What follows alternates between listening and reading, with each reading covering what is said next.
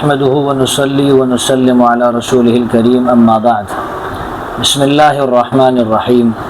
محترم سامعین اور ناظرین، آپ نے یہ ایک بات سنی ہوگی اور حضرت علی رضی اللہ تعالی عنہ کی طرف اس کی نسبت کی جاتی ہے کہ جس انسان کے ساتھ آپ احسان اور نیکی کرو تو اس کے شر سے اپنے آپ کو بچانا، اس کے شر سے بچ کے رہنا۔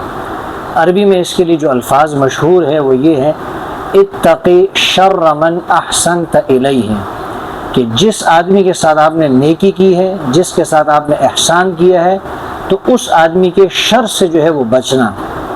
آپ نے اس کے ساتھ نیکی کی ہے تو اب وہ لازمی طور پہ آپ کے ساتھ برائی کرے گا، آپ کو تکلیف پہنچائے گا، آپ کو پریشان کرے گا۔ یہ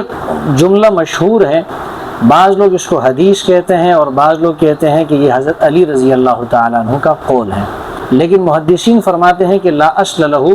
اس جملے کی، اس بات کی کوئی اصل نہیں ہے۔ یہ جو جملہ مشہور ہے اور یہ جو بات مشہور ہے یہ کوئی حدیث نہیں ہے، نہ حضرت علی رضی اللہ تعالیٰ عنہ کا فرمان ہے،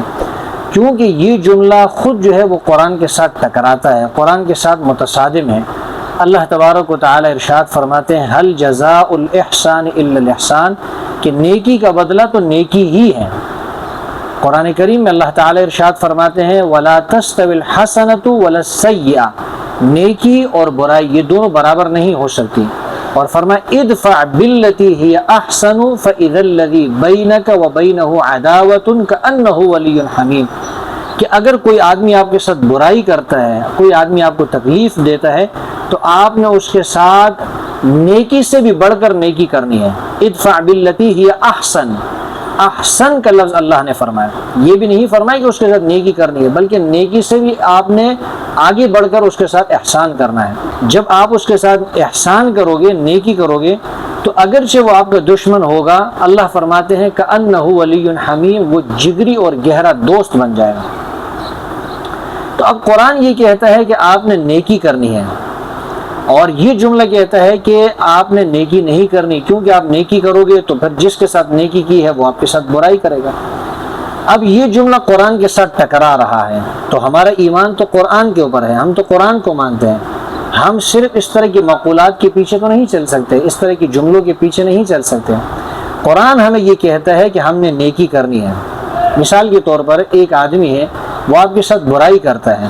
ایک تو یہ ہے کہ آپ اس کو معاف کر دیں، یہ تو نیکی ہے۔ ایک یہ ہے کہ معاف کرنے کے ساتھ ساتھ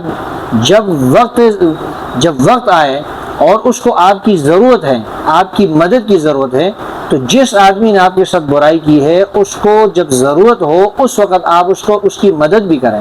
معاف بھی کریں اور اس کی مدد بھی کریں۔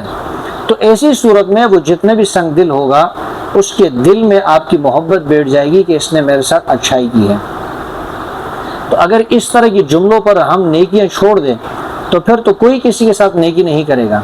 حالانکہ جب ہم تاریخ اٹھا کر دیکھتے ہیں تو ہمیں ایسے واقعات ملتے ہیں کہ جب کسی کے ساتھ احسان کیا گیا ہے، نیکی کی گئی ہے، اس کا اچھا بدلہ اس کو ملا ہے۔ رسول اللہ صلی اللہ علیہ وسلم نے ثمامہ ابن اثال رضی اللہ تعالیٰ عنہ کو گرفتار کیا،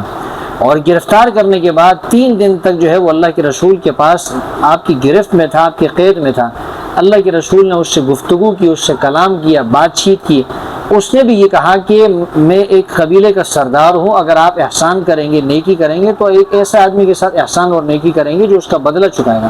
اللہ کے رسول نے 3 دن کے بعد جو ہے اس کو چھوڑ دیا، اس کو رہا کیا۔ وہ چند قدم آگے گیا، واپس آیا اور اس نے اللہ کے رسول کی رسالت کی گواہی دی، رسول اللہ صلی اللہ علیہ وسلم پر اور اللہ کی توحید اور وحدانیت پر ایمان لایا۔ تو اگر یہ کہہ دیا جائے کہ بھئی جس کے ساتھ آپ نیکی کرتے ہو وہ آپ کے ساتھ ضرور بضرور برائی کرے گا، شر کرے گا، تو پھر اللہ کے رسول نے کیوں نیکی کی ہے؟ پھر اللہ کے رسول نے نیکی کی ترغیب کیوں دی ہے؟ پھر قرآن نے نیکی کی ترغیب کیوں دی ہے؟ ہاں، بعض اوقات ایسا ہوتا ہے، بعض لوگ ایسے ہوتے ہیں کہ آپ ان کے ساتھ نیکی کرو تو جب آپ اس کے ساتھ احسان کرو گے، نیکی کرو گے، ان کو مزید حسد ان کے اندر پیدا ہوتا ہے، جلن پیدا ہوتی ہے، پھر وہ آپ کے ساتھ برائی کا سوچتے ہیں۔ اس لیے جب بھی کسی کے ساتھ نیکی کی جائے تو حکمت کے ساتھ، ایسے طریقے کے ساتھ کسی کے ساتھ نیکی کی جائے کہ کل کو وہ آپ کو نقصان نہ پہنچا سکے۔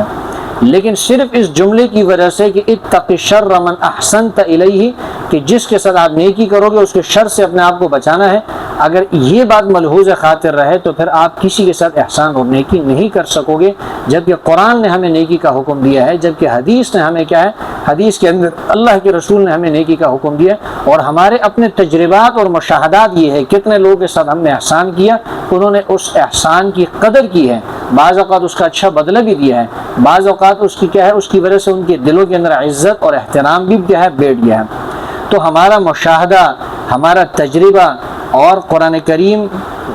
کی آیات اور رسول اللہ صلی اللہ علیہ وسلم کے فرامین یہ ہمیں بتاتے ہیں کہ کبھی اس اندیشے کی بنیاد پر کہ جس کے ساتھ میں نیکی کر رہا ہوں وہ میرے ساتھ برائی کرے گا، اس اندیشے کی بنیاد پر کبھی نیکی نہیں چھوڑنی چاہیے، بلکہ ہمیشہ لوگوں کے ساتھ نیکی کا معاملہ کرنا چاہیے، نیکی کرنی چاہیے۔ اور اگر وہ دنیا کے اندر آپ کو تکلیف دے بھی، آپ کے ساتھ حسد کرے بھی، آپ کی نیکی کو ضائع بھی کر دے، تو آپ کی نیکی ضائع نہیں ہوگی۔ اس نیکی کو اگر آپ نے اللہ کی رضا کے لیے کیا ہے، اس کا صلہ، اس کا بدلہ اللہ تبارک و تعالی آخرت میں آپ کو ضرور عطا فرمائیں گے۔